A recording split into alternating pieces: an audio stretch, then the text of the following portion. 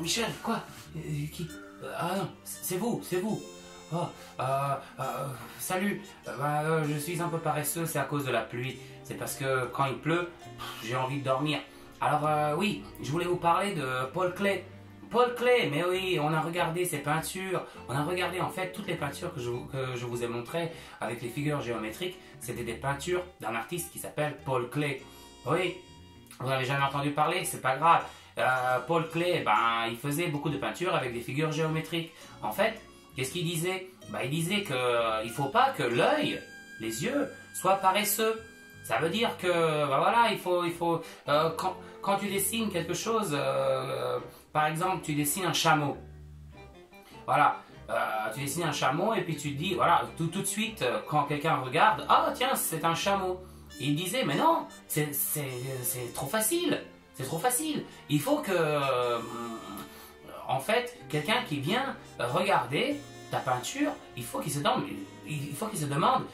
mais qu'est-ce que c'est? Mais qu'est-ce qu'il a dessiné? C'est en fait pour ça que moi je vous ai demandé, mais qu'est-ce que vous pensez? Qu'est-ce que ça représente, toutes ces peintures? Et puis, on a vu quelques peintures de Paul Klee. Alors, je vous montre d'autres peintures. Par exemple, vous voyez, le chameau. Maintenant, je vous dis, c'est un chameau. Je pense que vous le voyez. Mais si je ne vous disais pas que c'est un chameau, je ne sais pas si vous verrez vraiment un chameau. Voilà. On avait aussi vu... on avait vu le château et le soleil. Hein? Le château et le soleil. Et puis il y a aussi par exemple la ville. Et puis on va voir d'autres peintures de Paul Klee avec Jean-Michel qui va nous expliquer tout ça. Allez, vas-y Jean-Michel. Qu'est-ce qu'il est joli le petit poisson. Viens là, petit poisson. Bonjour les enfants. Et oui, alors j'étais en train de regarder le poisson de Vedad qui est très joli d'ailleurs. Et oui, vous voulez que je vous montre certaines peintures de Paul Klee? Mais aucun problème. Alors oui, alors vous savez ce qu'on va faire? Moi, je vais vous montrer la peinture et puis vous essayez de dire qu'est-ce que cette peinture représente? Parce qu'avec Paul Klee, comme Vedad l'a déjà dit, et bien oui, ils vont un petit peu regarder et essayer de deviner, mais qu'est-ce que le peintre a essayé de peindre? Alors voilà, voilà une peinture. Alors qu'est-ce que vous pensez? Qu'est-ce que c'est? Hein? Oui, bien sûr, c'est la ville avec le ballon rouge. Un ballon rouge qui vole dans la ville, mais oui. Ensuite, bah tiens, celle-là. Oh, celle-là, elle est facile. Mais oui, c'est le jardin de roses. Vous voyez, tous ces petits ronds, c'est des roses.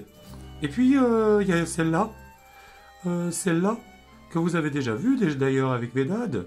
Ben oui, c'est le pont rouge. Le pont rouge. Eh oui, voilà.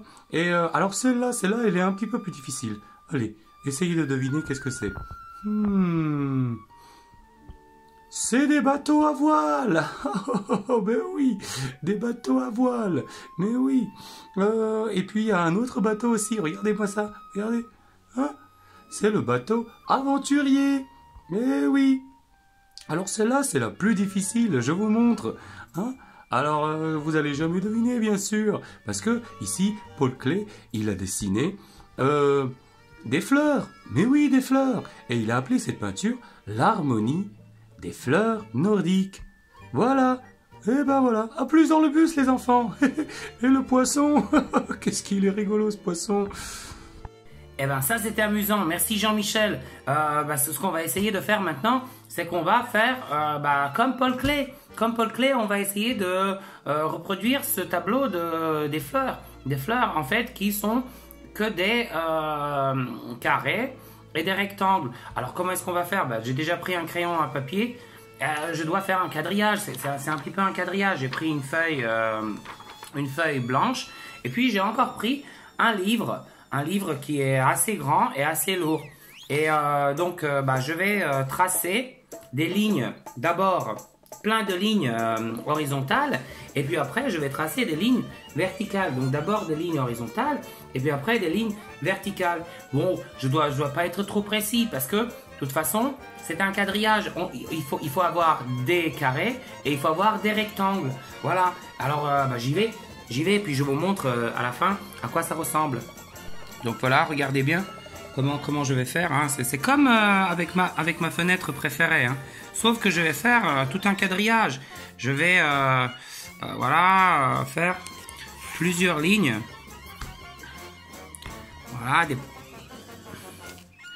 Voilà, comme ça. Et voilà, et maintenant que j'ai fini mes lignes horizontales, je vais faire des lignes verticales. Voilà. Hop, regardez-moi ça. Zoom. Hop. Voilà, par exemple comme ça. Voilà. Et voilà le travail. C'est fini. Maintenant, il me reste plus qu'à prendre des peintures et un pinceau. Et puis, peindre chaque rectangle ou chaque carré d'une différente couleur. Et voilà le travail. J'ai fini. Donc, vous voyez comment j'ai fait. Donc, j'ai essayé vraiment de ne pas avoir les mêmes couleurs les unes à côté des autres. J'ai utilisé du vert, du jaune, du marron, du bleu, du rose. Voilà, il me reste plus qu'à mettre ça dans ma petite collection, là, sur le mur. Voilà, Paul Klee. L'harmonie des fleurs de Sarajevo. Voilà, à plus dans le bus.